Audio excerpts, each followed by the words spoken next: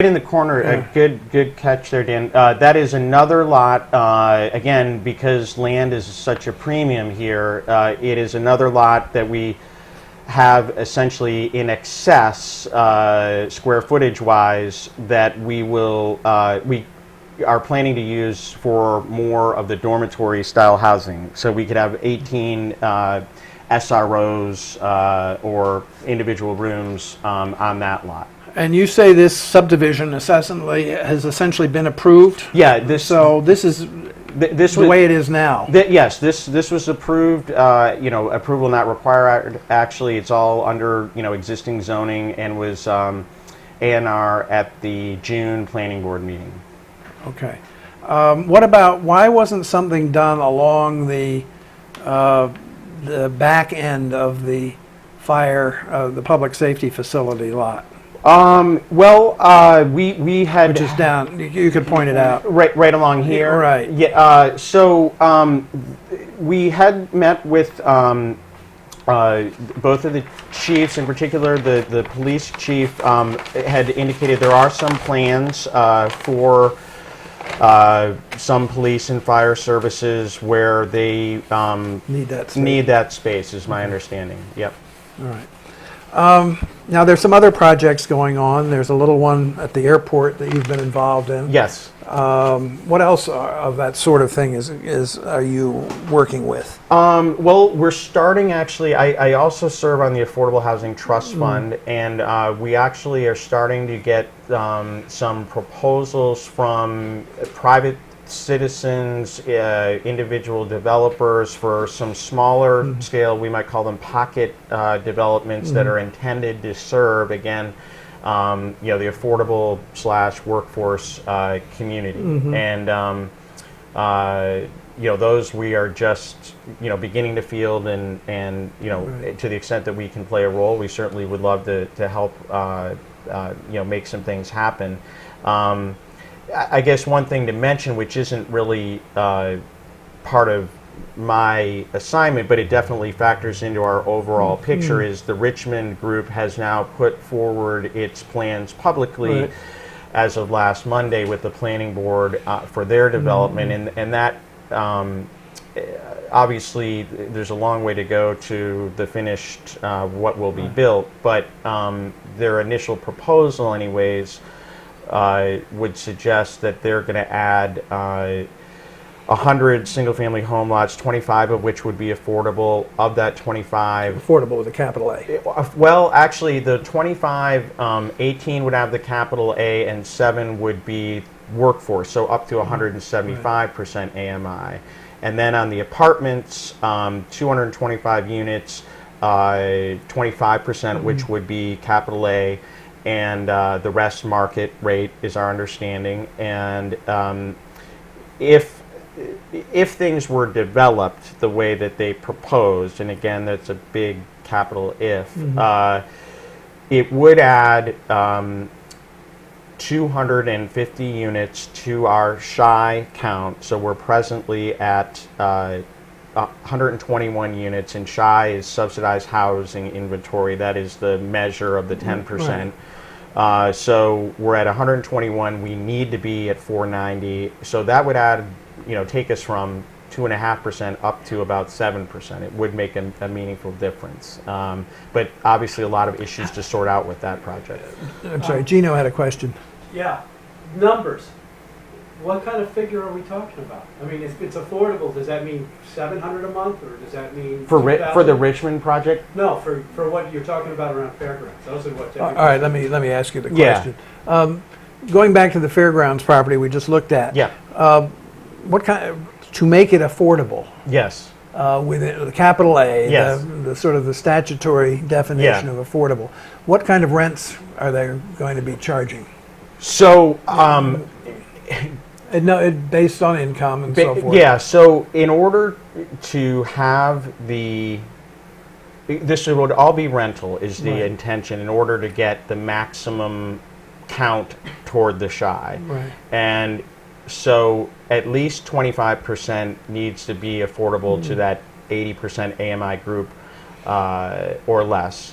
And it really will be a policy decision that the Board of Selectmen will ultimately have to make with respect to how much of that total project will be. For example, we could be trying to serve folks at 50% AMI as well as at 80%, as well as perhaps at a higher percentage.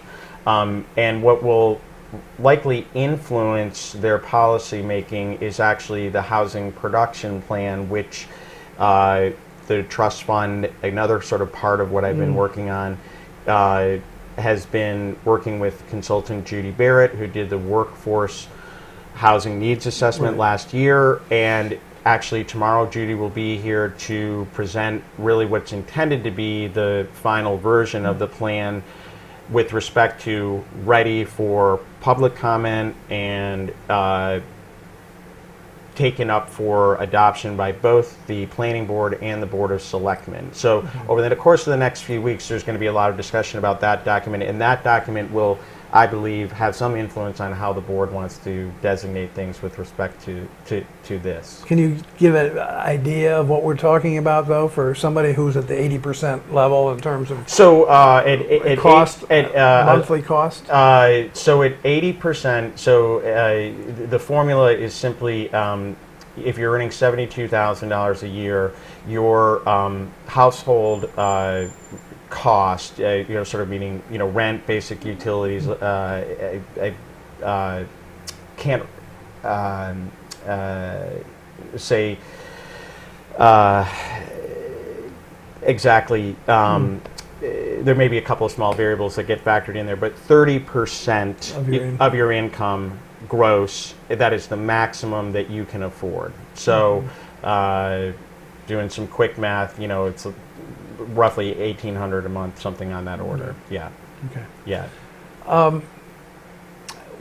If the Great Point, Richmond Great Point property development goes through, if Fairgrounds Road goes through, pretty much as they're outlined now, how far will those really go towards meeting the workforce housing needs of Nantucket? Meaning the sort of Nantucket affordable is right. Yeah.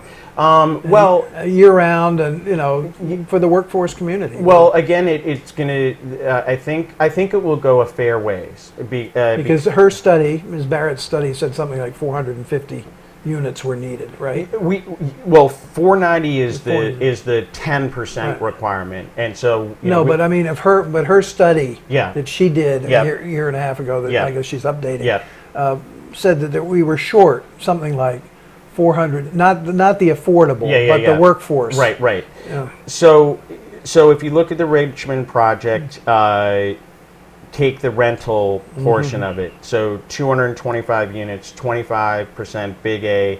So in theory, there are roughly 180 units that would be presumably affordable to the year-round workforce. Similarly, if you took the bare basic 25% on the Fairgrounds Road, there would be roughly 60% or 60 units, mix of apartment and single family that would be intended to be fair market for the year-round workforce. There's another part of the workforce that we haven't really covered here, and a lot of it's seasonal. Yep. Some of it isn't, but a lot of it is. Yep. Which is the group of people who are working as laborers, may be too menial a term, but they're working in labor positions for other businesses. Yep. They're essential to keep those businesses going. Absolutely. They're dishwashers and servers and people in restaurants. Yep. They're, stock people and clerks and so forth in retail stores. They might make $20 an hour. They might make $15 an hour. Right. How are we going to provide for them?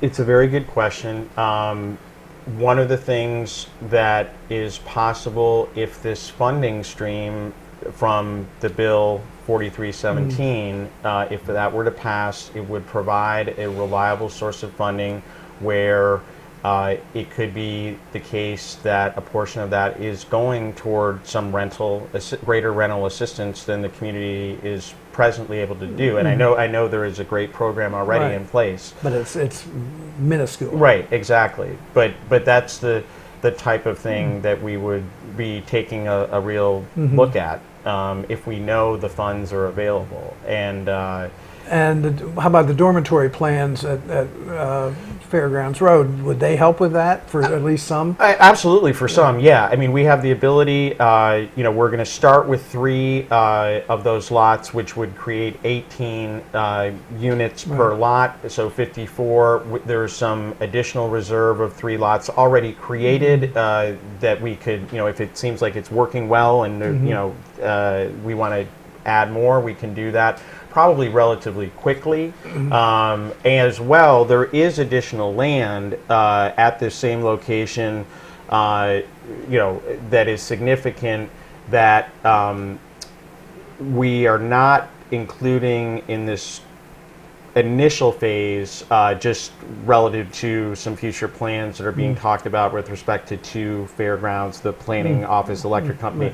That sort of once that gets sorted out, I think there's going to be some more land where, again, that type of housing may be able to be done in a more significant. Is the town getting into the business of being a landlord? No, the town does not. Well, what I have been told, my charge is the town does not want to be in the business of being a landlord. So we're looking at attracting, some A-level.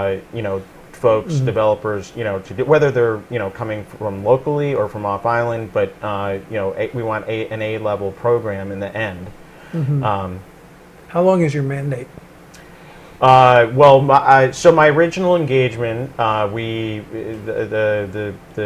town, myself, and Remain, we all said let's we're all going to commit to basically 7 months and or 8 months or so, and try this, which just expired. And a couple of months ago, people said, nobody thought we're going to be done in 7 months, but people said, are you going to, stick around a little longer? So it has now been extended, and through the end of this year, and there's some talks underway about extending it further, because I mean, obviously this is a multi-year problem, but. My last question. Yes. It's a loaded question. Okay. Do you really think you're making a difference? Golly, all I can say is I hope so. It feels like, yes. I mean, it feels like a lot more attention is on this issue, and that there are some things that are in the works that I believe are going to come to fruition. But I had the chance to meet with a seasonal resident the other day who's very interested in this topic, is an extremely successful developer on the board of the largest nonprofit housing agency in the state of California, is actually a professor at a university, very respected university out there, and he said, you realize you've picked the hardest part of real estate to get involved with, and hey, Robert Sarkeesian and I took on the license plate challenge, and I love a challenge, and I'm very grateful for all the support of folks in the town and elsewhere. So I hope we can do something positive for the island. Tucker Holland, thank you so much for sharing Thank you with very us, much. and I hope to have you back in a little while to check on your progress. I hope to be able to give a very, very meaty report. Good. So, thank you.